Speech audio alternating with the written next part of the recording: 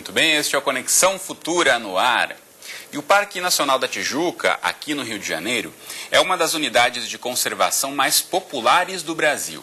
São mais de 2.500.000 visitantes a cada ano, principalmente para ver o Cristo Redentor.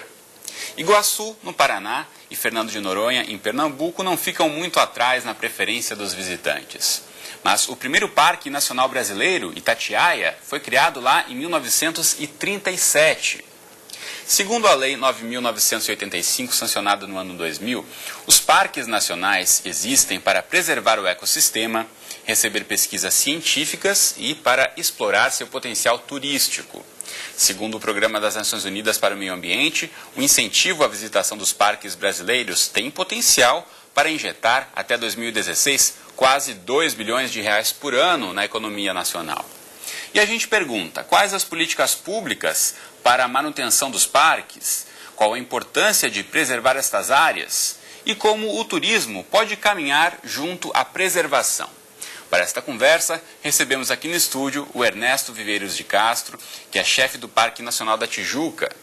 Também conosco o André Ilha, que é diretor de Biodiversidade de Áreas Protegidas do Instituto Estadual do Ambiente.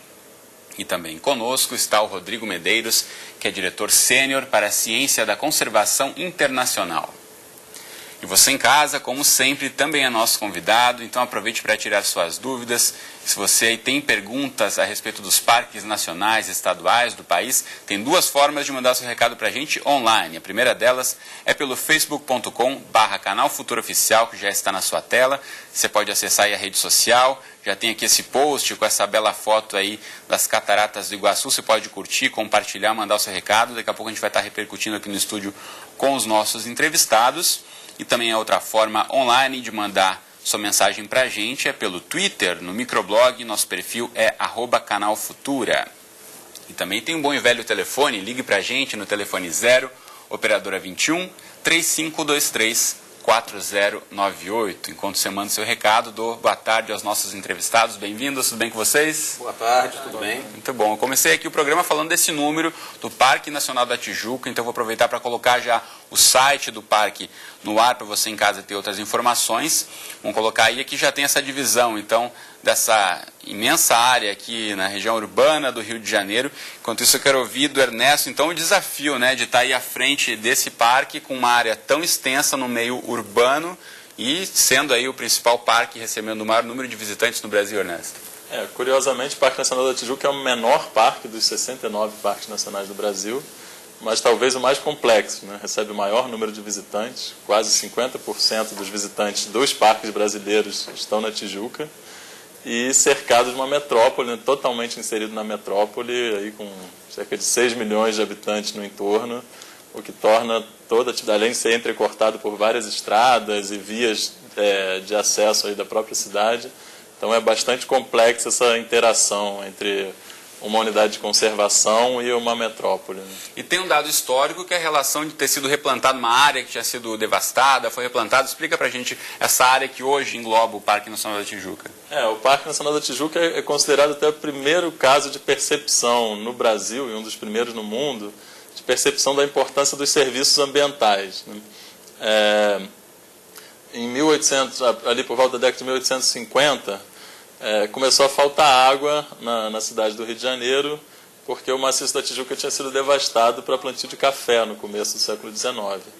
E o café já estava entrando em decadência, então, por conta dessa degradação ambiental, e o Império, na época, resolveu desapropriar essas fazendas para reflorestar a área. Então, em 1861, começou a desapropriação das terras do maciço da Tijuca, que podem ser consideradas a primeira área protegida brasileira, né? Ainda não no formato de unidade de conservação, um parque como a gente conhece, isso só aconteceu 100 anos depois, mas é uma primeira área protegida.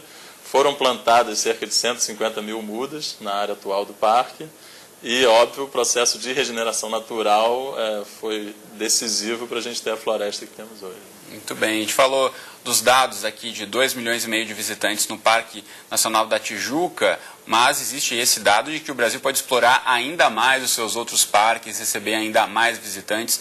Vou colocar na tela para você em casa um outro site agora, que é do PNUMA, que é o Programa das Nações Unidas para o Meio Ambiente, que teve um levantamento aí divulgado sobre essa contribuição das unidades de conservação para a economia nacional.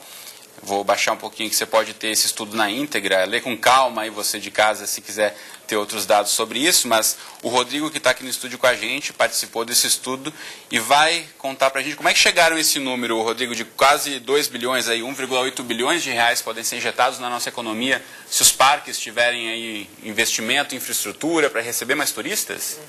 A ideia básica desse estudo que a gente realizou entre os anos 2010 e 2011 foi justamente responder uma pergunta simples, ou seja, o Brasil, assim como vários países, optou por desenvolver uma política de conservação dos seus recursos naturais, criar chamadas unidades de conservação para fazer isso, e precisa de fazer investimento para manter essas unidades de conservação funcionando e cumprindo a sua finalidade. E durante muito tempo imperou no imaginário coletivo, seja da sociedade ou mesmo no imaginário da decisão política, de que investimento em conservação era custeio, era um investimento que você fazia e que não retornava nada, que os parques estavam ali apenas para conservar meia dúzia de espécies ou agradar um bando de ambientalistas e que isso não tinha nada a ver com as prioridades e as necessidades nacionais. Na verdade, a ideia toda desse estudo, que foi pioneiro, inclusive em nível internacional, feito em parceria com o Ministério do Meio Ambiente e o PNUMA, foi para mostrar que não. Na verdade, a manutenção de toda a cadeia econômica para várias coisas que acontecem no nosso dia a dia, ela é mantida e ela é garantida graças à existência dessas unidades de conservação, onde está incluída os parques nacionais. E uma das formas de a gente demonstrar isso foi justamente trabalhando a questão do turismo do uso público, ou seja, especificamente o Parque Nacional, de todas as unidades de conservação que a gente tem no nosso sistema, ela é aquela que foi criada com a finalidade, além de proteger os recursos naturais, a biodiversidade que a gente tem nos nossos biomas, também prover à sociedade da possibilidade do uso público, de fazer o turismo, de ter contato com esse turismo de natureza. E a gente fez um cálculo muito simples. Cada visitante que visita um determinado país, seja para visitar um museu, seja para visitar um festival de cinema, ele movimenta a economia de alguma forma, porque ele movimenta desde o momento que ele saiu do seu local de origem, pegou o avião ou o seu carro, se dirigiu àquele local, ficou no hotel, consumiu produtos durante aquele dia. Isso movimenta toda a economia, porque gera serviços diretos, ou seja, emprego, renda, coleta de imposto e também recursos que ficam ali. Então, uma pessoa, um turista local, um turista nacional, um turista internacional que vem ao Brasil e que é atraído também, dentre outras coisas que a gente tem no nosso país belo, pelas nossas belezas naturais, protegidas pelos parques nacionais, ele também deixa uma contribuição.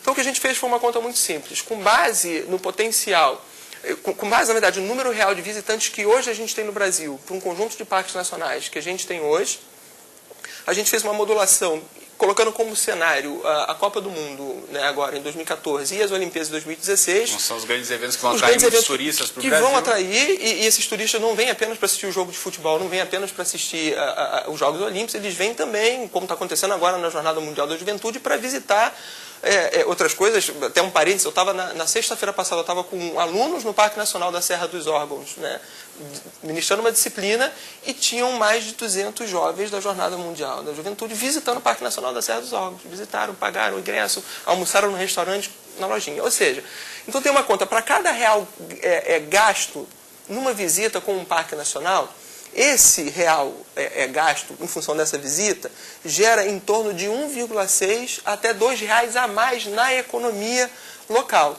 Então, esse dinheiro a mais que não existiria sem a vinda desse turista, sem essa atividade do turismo, sem a existência do parque, movimenta de tal forma a economia que esse número que a gente chegou é que para o conjunto de parques nacionais no Brasil, e não são todos, a gente hoje tem 69 parques nacionais. Desses 69, somente 18 hoje tem condição de receber de maneira adequada esse turista que vai gastar o dinheiro para fazer a visita. Somente esses 18 parques, recebendo um contingente que a gente espera de receber de turista, em torno de 20 milhões de turistas, nesses eventos, ele pode movimentar na nossa economia, naquele momento, em função desse evento, até quase 2 bilhões de então, reais. Esse potencial realmente é muito grande. Existem, além dos parques nacionais, que a gente começou falando aqui, os parques estaduais também. Vou colocar na tela para você agora um outro site, que é do INEA, que é o Instituto Instituto Estadual do Ambiente aqui do Rio de Janeiro, representado aqui no estúdio pelo André. De que forma os parques estaduais aí têm pensado em aproveitar um pouco esse potencial também que a gente falava aqui, André, de receber mais turistas, de estar melhor preparado para receber esses visitantes? Nós temos investido muito na preparação dos nossos parques para receber não apenas os turistas, mas também um outro tipo de visitação a qual nós damos uma importância muito grande, que é a visitação dos moradores do entorno. Você veja o exemplo do Parque Nacional da Tijuca, que é pilotado pelo Ernesto, que é um parque completamente inserido na malha urbana e que gera muitos benefícios diretos para o morador do entorno, que tem oportunidade de lazer, de desfrute dentro dos seus limites. A mesma lógica se aplica aos parques estaduais e nós consideramos que transformar os parques, sejam estaduais, nacionais e mesmo os municipais, mais conhecidos, mais abertos à visitação, ao convívio com a população, é a melhor garantia que esses parques têm no longo prazo da sua própria sobrevivência. Por que eu digo isso? Por que alguém se mobilizaria em defesa de um parque por mais verbas, mais recursos para sua manutenção, mais pessoal qualificado para atender o visitante, o morador, o pesquisador, o turista, se essa pessoa não conhece e é vista com suspeição por parte do órgão gestor desses parques? Infelizmente, essa política, ainda que bem intencionada, prevaleceu durante muito tempo e acabou afastando parcelas consideráveis da população e gerando problemas muito concretos para os gestores dessas áreas protegidas. Então, hoje, a gente está vivendo um momento muito interessante de um debate até acalorado de mudança de paradigma, de uma maior abertura dessas unidades de conservação para que de forma ordenada, não atabalhoada, mas de forma ordenada, receba mais visitantes, prepare essas unidades para atender a todos os perfis de visitantes, uma vez que as pessoas se dirigem aos parques com motivações muito diferentes, desde o lazer, o piquenique familiar do morador do entorno, até o turista que vem para conhecer belezas que ele viu pela internet e ficou instigado de ver pessoalmente, né, de vivenciar aquilo. Você tem uma visitação do tipo religiosa, que e precisa ser entendida, respeitada e se definir estratégias apropriadas para isso, e diversos outros segmentos. Ou seja, a partir do momento em que os parques forem mais conhecidos, eles serão mais valorizados, se desenvolverá um sentimento de pertencimento da população com essas unidades e, com isso, elas vão ter melhores condições de atender a sua última finalidade, que é a preservação do meio ambiente, dos ecossistemas e das paisagens naturais notáveis. Então, para isso, hoje, nós estamos fazendo investimento em todos os parques estaduais, simultaneamente construindo sedes, centros de visitantes, alojamentos para guarda-parques, alojamentos para pesquisadores, trilhas, pórticos, guaritas, mirantes, para recuperar um atraso de décadas do Rio de Janeiro nesse sentido. Mostrar outro site para você agora em casa, onde tem ali fotos, informações dos parques nacionais, não de todos aqui, os mais de 60 que o Rodrigo disse, mas os principais aí, onde de fato já existe uma estrutura mais preparada para receber o visitante. É o site do ICMBio, então do Instituto Chico Mendes, relacionado ao Ministério do Meio Ambiente. Você encontra aqui parques e florestas nacionais, tem um mapa do Brasil aqui, e você pode, baixando um pouco, tem uma sequência aí de fotos, informações sobre como chegar a essas belezas naturais aí do nosso país. Aqui as fotos realmente são lindas e os parques mais bonitos ainda. Mas tem essa questão que eu quero perguntar para vocês do projeto aí divulgado pelo ICMBio, junto aos Ministérios do Meio Ambiente e do Turismo e a Embratur, dos parques da Copa, né, que é de fato trazer essa estrutura de uma forma mais efetiva e preparar melhor os parques brasileiros para receber mais turistas a partir da Copa do Mundo. Ernesto, de que forma você vê isso? Como já está sendo colocado na prática no Parque Nacional da Tijuca? Já recebeu investimentos desse projeto Parques da Copa? O Parque da Copa é um projeto bastante ambicioso do Ministério do Meio Ambiente e do Ministério do Turismo, mas ainda depende de alocação de orçamento, na verdade. Mas existem várias iniciativas em diferentes parques, né? Tijuca, por exemplo, o que nós estamos trabalhando agora é principalmente o acesso ao Corcovado, né? O antigo Hotel das Paineiras, que hospedou a seleção brasileira na Copa de 50, é uma tradicional e está abandonada há mais de 30 anos. está sendo revitalizado para virar um centro de visitantes do parque, que inclusive terá uma exposição sobre todos os parques nacionais brasileiros. Então a ideia é que o visitante que busca o Corcovado, que muitas vezes nem sabe que está dentro de um parque nacional, conheça realmente o sistema de parques e seja provocado a visitar. Isso a gente falava um pouquinho antes de começar o programa, né? São 2,5 milhões de visitantes ao Parque Nacional da Tijuca, mas isso a grande maioria é computado, são visitantes para o Cristo Redentor. Cerca de 1.800.000 visitam o Corcovado. E não conhecem as outras opções de trilhas e outros espaços que poderiam fazer dentro do mesmo parque. Cabe também lembrar que tem outras áreas do parque que são muito visitadas, mas que não têm um acesso controlado e o visitante não é registrado, como a rampa da Pedra Bonita, onde tem Asa Delta, a Vista Chinesa e várias outras áreas. Então, na verdade, o número de pessoas que usam realmente o Parque Nacional de Tijuca é bem maior do que esses 2,5 milhões registrados, né? Rodrigo, como você vê esse projeto Parques da Copa? Isso de fato pode trazer aí um momento inicial aí de o Brasil focar mais na questão de estruturar seus parques como um ponto turístico? Importante eu costumo dizer que para quem tem pouco recurso, qualquer recurso que venha já faz uma diferença enorme, né? O que acontece, talvez, como o André falou, no próprio estado do Rio, e mesmo quando a gente olha para o cenário do governo federal, é que há uma defasagem muito grande entre o que foi o grande projeto brasileiro de criação de parques nacionais e a alocação de recursos adequados para dotar esses parques nacionais de estrutura e capacidade para atender as suas finalidades, seja a preservação ou seja o uso público. Reverter esse atraso, ele é muito, no curto prazo, ele é muito difícil porque ele requer muitos recursos. E requer muitos recursos para uma agenda que a gente sabe que ainda hoje, no contexto político, ela ainda, infelizmente, é marginal e periférica, né? As grandes opções hoje econômicas, quando a gente fala de alocação de recursos para investimentos no Brasil, elas ainda estão em outros campos, no campo da infraestrutura, da logística, do transporte, que também são todas áreas que a gente necessita avançar muito. Mas boa parte disso ainda decorre dessa visão ainda equivocada de determinados setores políticos ou da sociedade que ainda enxergam esse investimento no parque como um investimento de fundo perdido e que não reforma. A comparação que eu costumo fazer muito é que hoje a gente vive agora, os últimos anos, a aceleração do crescimento, ou seja, um forte programa de investimento de recursos públicos para acelerar a economia, ou seja, gerar emprego, fazer crescer o PIB, que é o PAC, né? Então a gente faz o PAC para fazer estrada, construir casa, né? Porque sabe que para cada, o governo tem essa estimativa, para cada real aplicado no parque, seja na habitação, no transporte, na estrada, isso vai gerar tantos empregos, vai permitir o Brasil exportar mais tantas toneladas da sua agricultura, produzir mais não sei quantas toneladas de aço.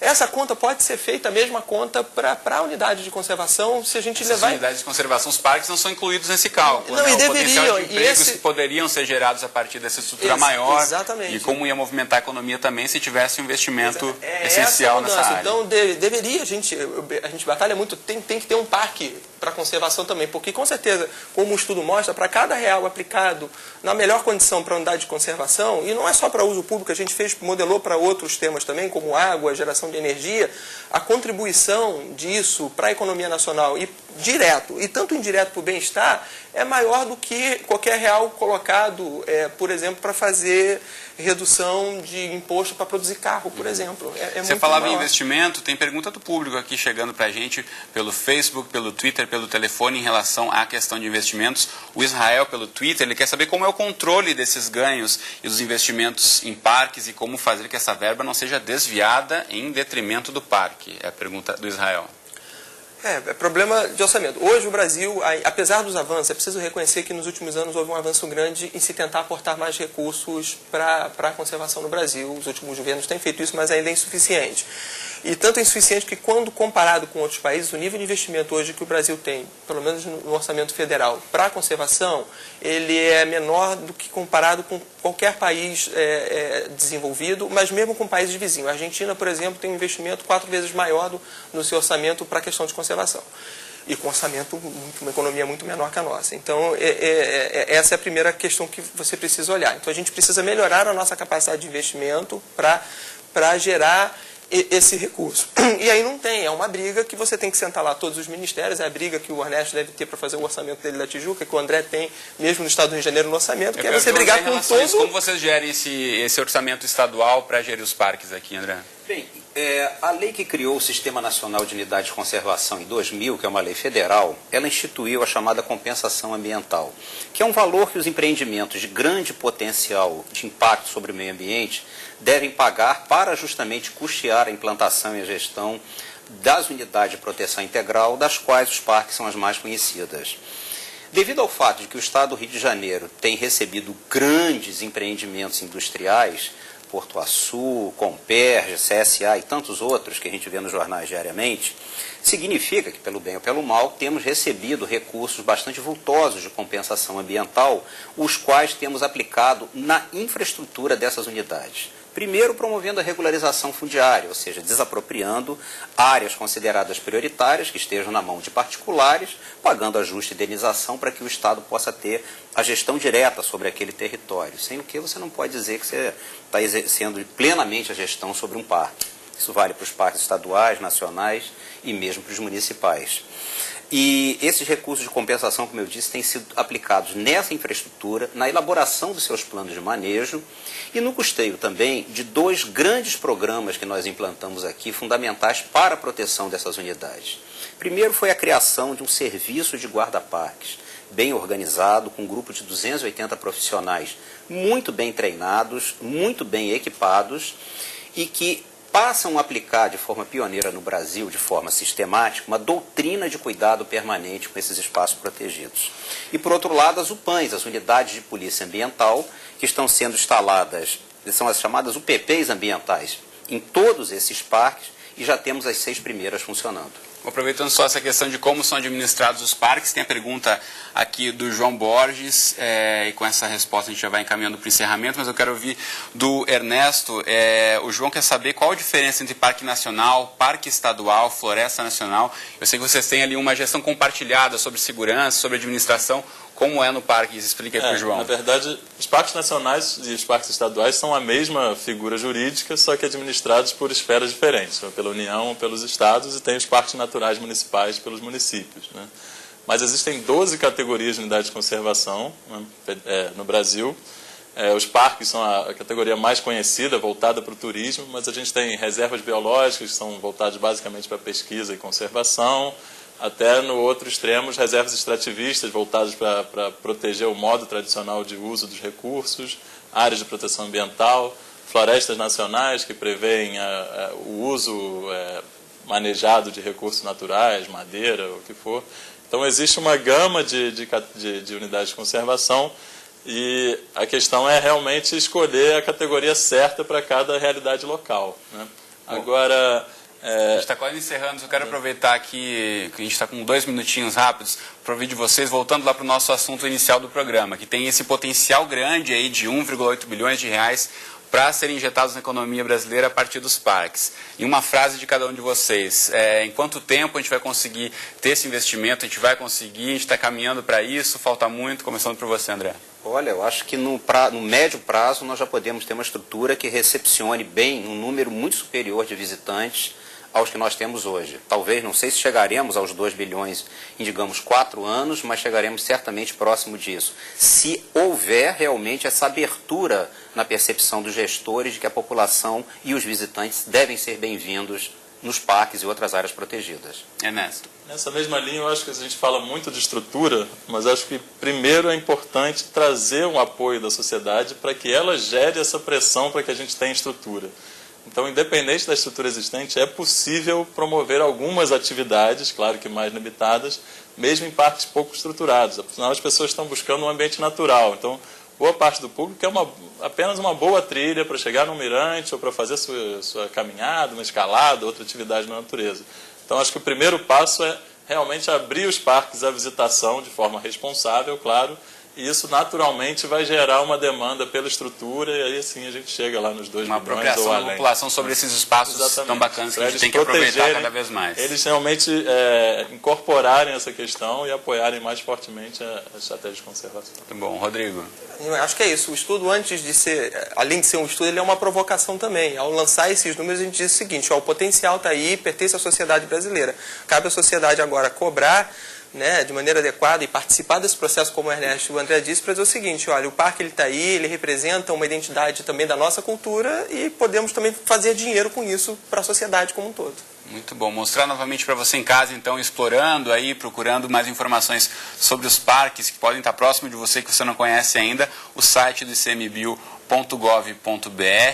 Aqui você tem esse mapa do Brasil, como eu já mostrei há pouco. Você vai clicando e embaixo vai abrindo aqui as abas sobre esses tão belos parques aqui que você pode explorar e conhecer melhor em todas as regiões do Brasil. Então não deixe de visitar os nossos parques, icmbiu.gov.br. Tá certo? Agradecendo então Rodrigo, Ernesto e André aqui por terem estado no estúdio comigo hoje. Obrigado e boa tarde para vocês. Você em casa, obrigado pela companhia. A gente volta a se encontrar então amanhã, ao vivo, às 2h30 da tarde, em mais um Conexão Futura. Como sempre, eu espero você. Até lá.